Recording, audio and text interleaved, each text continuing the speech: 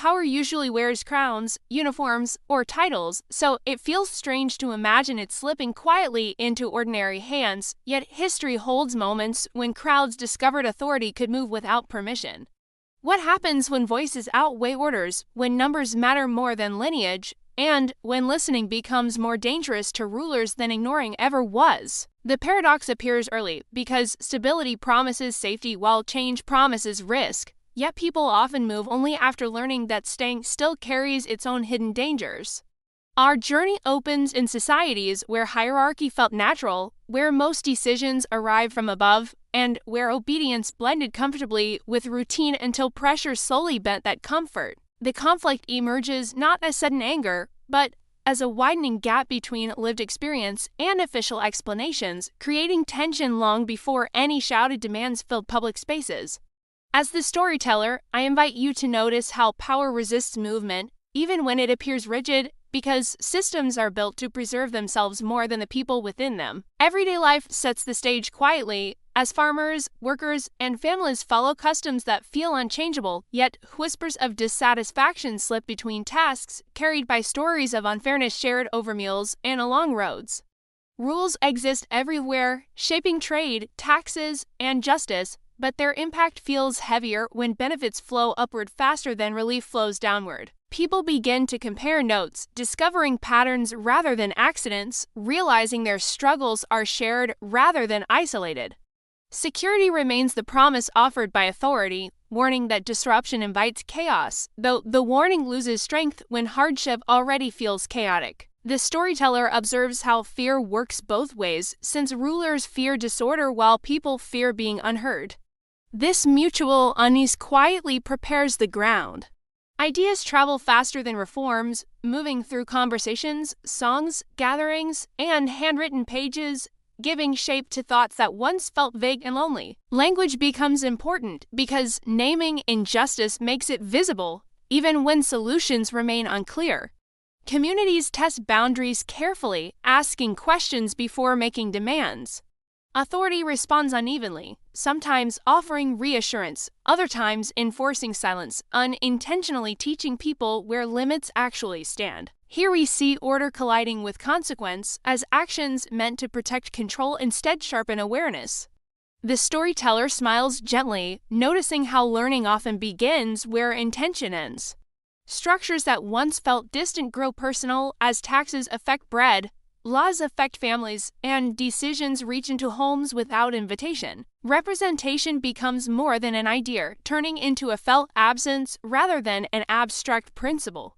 People begin to imagine alternatives, not yet revolutions, but adjustments that acknowledge voice and participation. Meetings form cautiously, framed as discussions rather than challenges. Disagreement appears early, proving unity cannot be assumed. Still, conversation continues. Power senses movement and responds with reminders of authority, using symbols, proclamations, and sometimes force to reinforce boundaries. These reminders carry mixed results, intimidating some while convincing others that restraint is no longer rewarded. The storyteller notes how pressure clarifies values, forcing choices between comfort and dignity. Ordinary individuals face extraordinary decisions. Participation deepens unevenly, momentum builds quietly. As collective confidence grows, people learn coordination, discovering that shared timing matters as much as shared belief. Protests evolve from complaints into organized actions, shaped by experience rather than theory. Leadership emerges cautiously, often contested, reflecting the uncertainty of new roles forming within old systems.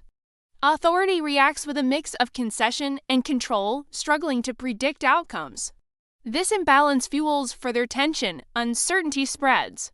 Daily life adjusts again as routines absorb resistance, making opposition feel less dramatic and more habitual. Children overhear debates, markets echo arguments, and silence itself acquires meaning. The storyteller notices how change becomes visible when neutrality disappears. People identify positions they never planned to take. Fear competes with hope, choice becomes unavoidable. Institutions strain under contradiction, expected to maintain order while responding to demands they were not designed to absorb. Rules bend awkwardly, revealing cracks beneath formality. People recognize that reform within existing limits may not reach far enough. Authority senses this recognition and tightens responses. Pressure escalates, patience thins. Early victories encourage belief, even when small, because success redefines possibility. Failures teach caution, shaping strategy rather than ending effort. The storyteller highlights how learning accelerates when stakes rise, collective memory forms quickly. Lessons circulate widely, resolve matures. At this stage, power begins to shift perception before structure as people see themselves differently, no longer passive observers but participants shaping outcomes. Identity evolves alongside action, responsibility expands with agency. The storyteller pauses, sensing how awareness itself becomes a form of power. Old assumptions weaken, new expectations appear. Conflict sharpens without final form, hovering between negotiation and confrontation as neither side fully retreats. People prepare emotionally before preparing materially. Authority recalculates risks repeatedly. The balance feels unstable. History leans forward. The journey presses on, readying the path for what comes next. The forward lean of history becomes momentum as choices multiply, because hesitation now carries consequences, and remaining undecided feels heavier than risking movement within an uncertain future. People refine cooperation through practice, learning how schedules, signals, and shared purpose transform scattered intention into visible presence that authorities can no longer dismiss as temporary noise. The storyteller guides us through crowded streets and meeting halls, where nervous excitement mixes with careful planning and where listening becomes as important as speaking. Power responds again, sometimes negotiating sincerely, sometimes stalling strategically, revealing how time itself becomes a tool wielded by those hoping urgency will fade. Yet urgency grows because experience has altered expectations, making return to silence increasingly unlikely. Leadership shifts shape subtly as figures rise not because they seek command, but because others listen, trust, and repeat their words across neighborhoods and networks. These leaders face pressure from both sides, balancing caution with courage, aware that missteps affect many lives beyond their own. The storyteller notes how leadership under uncertainty tests character more than ambition. Unity strains as debates sharpen over methods and timing. Disagreement persists without collapse. Everyday routines bend further as work, worship, and family life adjust around gatherings, demonstrations, and discussions that now feel necessary rather than optional. Children observe adults acting differently, learning that rules can be questioned even when respected. Markets feel restless, streets feel attentive, and public space gains new meaning. Authority senses erosion of habit, symbols lose unquestioned power. Attempts to restore normalcy reveal how much normal has already changed because compliance no longer flows automatically, requiring persuasion instead of command. Institutions discover that rules rely on belief as much as enforcement. The storyteller observes how fragile systems appear once belief wavers, negotiations open reluctantly. Promises circulate carefully, trust remains thin. Some demands succeed partially, creating both relief and suspicion, as concessions raise hopes while proving pressure works. Others fail completely, reminding everyone of the risks still present. This uneven progress deepens determination rather than ending it. People measure gains realistically.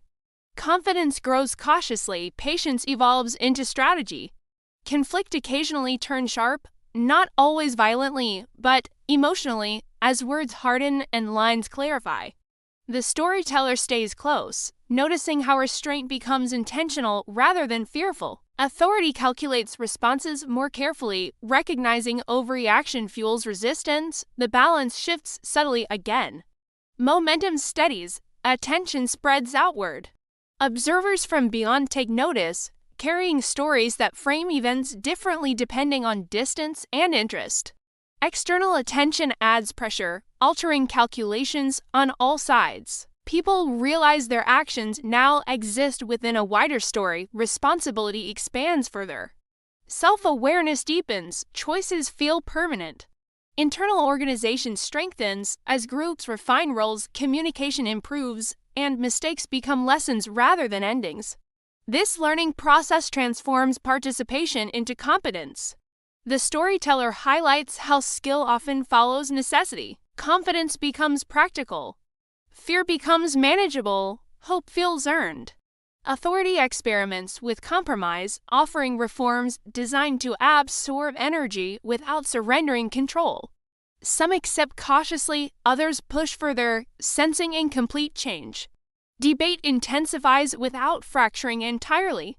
The storyteller notes how disagreement within movements signals growth rather than weakness. Complexity increases, patience remains tested. Moments of fatigue arrive, inevitable after sustained effort, reminding everyone that endurance matters as much as enthusiasm. Communities support one another quietly, redistributing energy rather than demanding constant intensity. The storyteller appreciates these quieter strengths.